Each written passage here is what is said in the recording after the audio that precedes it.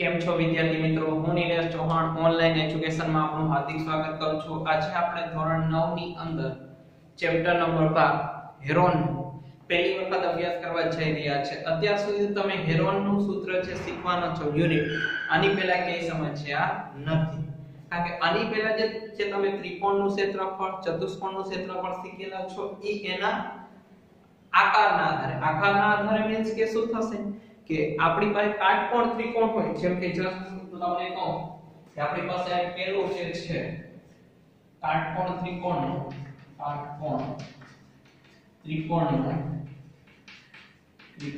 ક્ષેત્રફળ। હવે આ જો આપણી પાસે ત્રિકોણ કાટકોણ હોય, કાટકોણ ત્રિકોણ આપણને આપી દીધું હોય, હવે આનું માર ક્ષેત્રફળ શોધવું હોય તો આપણે આમ કરતા હતા, આ કર્ણ છે, આપણી પાસે પાયો છે અને આપણી પાસે વેધ છે। ઓકે, આનો આપણને ખ્યાલ છે, તો આનું સૂત્ર આપણે શું બનાવતા હતા, આમ બનાવતા 1/2 પાયો ગુણ્યા વેધ, પણ શેના આધારે, કાટકોણ ત્રિકોણ આપેલું હોય તો।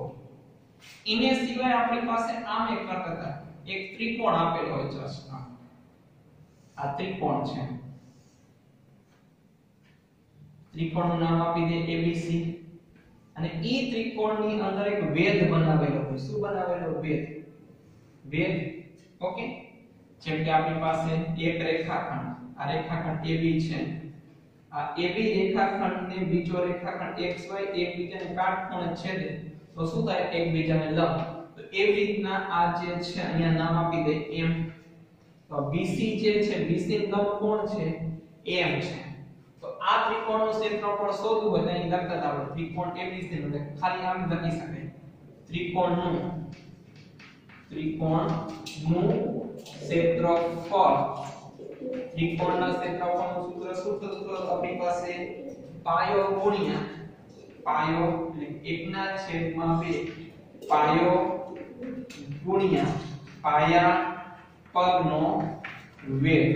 ઓકે, આવું સૂત્ર આપણે બનાવતા હતા, પણ ક્યારે કે જ્યારે આપણને આકૃતિ અથવા તો એવી કોઈ રકમ આપેલી હોય જેનો પાયો આ છે ને પાયા પરનો વેધ આ વસ્તુ આપેલી હોય છે, આ વસ્તુ કોના આધારે કહી શકીએ, આપણી પાસે આ ક્ષેત્રફળ જે છે એ આપણે કાટકોણ ત્રિકોણના આધારે કહી શકીએ કે આપણી પાસે ત્રિકોણ આકાર છે અને રકમ એવી છે કાટકોણ ત્રિકોણ છે, તો આપણે આ વસ્તુ લઈ શકીએ। કોઈ આકૃતિ એવી છે કે જેની અંદર વેધ આપેલો છે કે જે AM શું છે તમારી પાસે વેધ થશે, અને આ શું થશે, BC આખો શું થશે, પાયો થશે। ઓકે, હજી તમે 8મા ધોરણમાં આ જે પાયો જે છે, સોરી આ વેધ જે છે એને ઊંચાઈ ગણતા હતા આપણી પાસે, આ એક ગણતા હતા, અને આ પાયો જે છે એને શું કહેતા હતા, આધાર કહેતા હતા। ઓકે, આના આધારે પણ તમે ત્રિકોણનું ક્ષેત્રફળ મેળવી શકો છો। હજુ બાજુ ઉપરથી કે આપણું ત્રિકોણ આવું છે, સમબાજુ ત્રિકોણનું ક્ષેત્રફળ,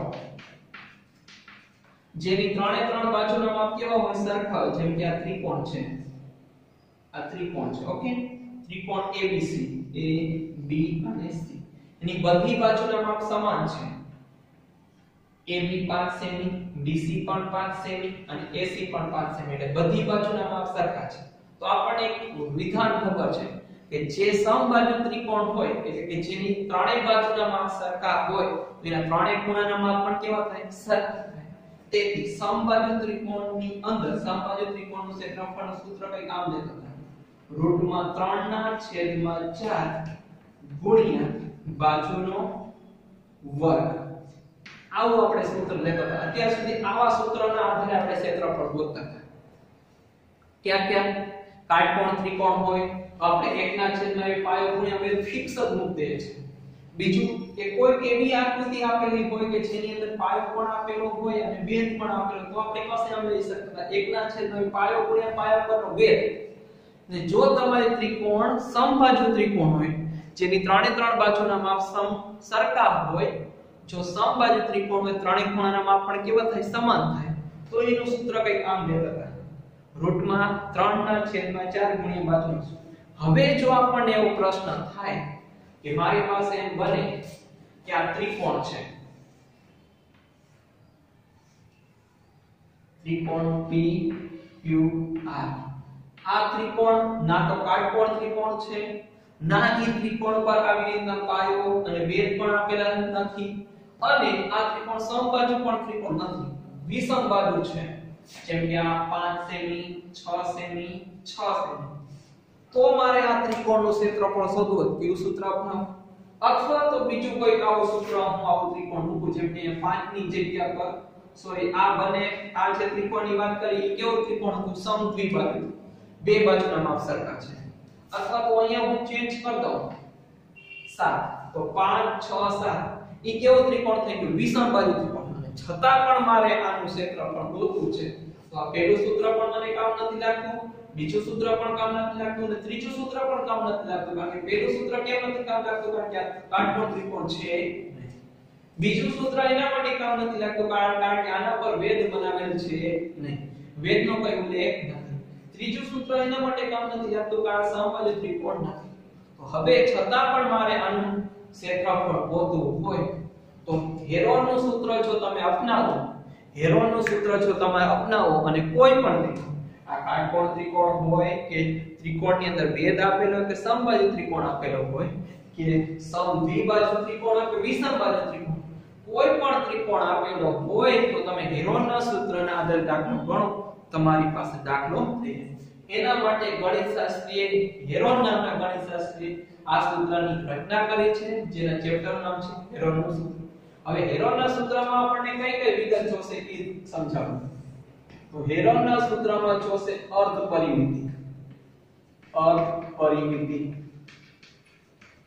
તો અર્ધ પરિમિતિ એટલે શું થાય, આપણને પરિમિતિ ખબર છે કે ત્રણેય બાજુના માપનો સરવાળો. જેમ કે આ 5 7 અને 6 એ બધી બાજુના માપનો સરવાળો કરો. જેમ કે 6 માં 5 ઉમેરશું 11, 11 માં 7 ઉમેરશું 18. પણ આપણે શું લખ્યું છે, અર્ધ પરિમિતિ.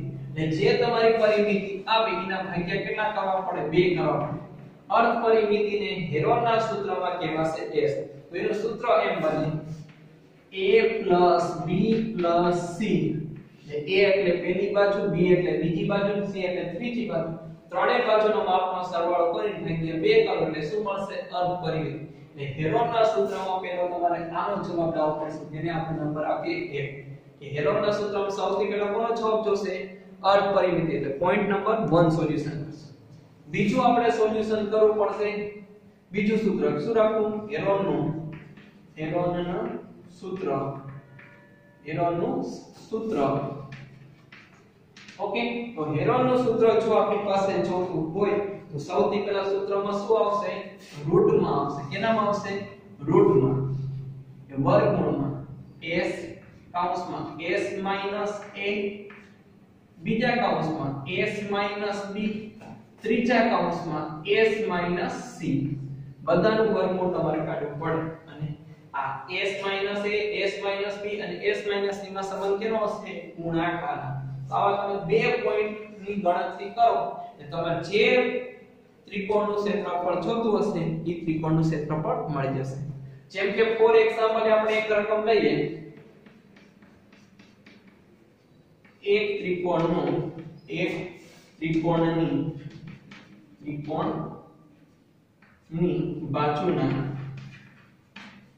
બાજુના માપ 5 સેમી 5 સેમી અને 6 સેમી છે. તો આ ત્રિકોણનું ક્ષેત્રફળ શોધો. ઓકે, આવી રકમ છે આપણી પાસે, એક એક્ઝામ્પલમાં લઈએ છે. ઓકે, કામ નીચે તમને એક્સ્ટ્રા આપી છે જેથી તમને હેરોનનું સૂત્રની ગણતરી કરતા ખ્યાલ આવી જશે. હવે આપણી પાસે ના તો આ કાટકોણ ત્રિકોણ છે, ના કોઈ આકૃતિમાં એવું આપણને રકમમાં પણ એવું કોઈ માહિતી ન આપી છે કે પાયો છે ને વેધ છે, ના તો આ સમબાજુ છે કારણ કે ત્રણેયમાં 5 5 5 હોય તો સમબાજુ કહેતા. આ શું છે, સમદ્વિબાજુ. તો સમદ્વિબાજુ હોય કે વિષમ બાજુ હોય, હેરોનના સૂત્રના આધારે આપણે કરી શકીએ. તો આપણે હેરોનના સૂત્રની ગણતરી કરીએ તો સૌથી પહેલા શું જોશે, અર્ધ પરિમિતિ.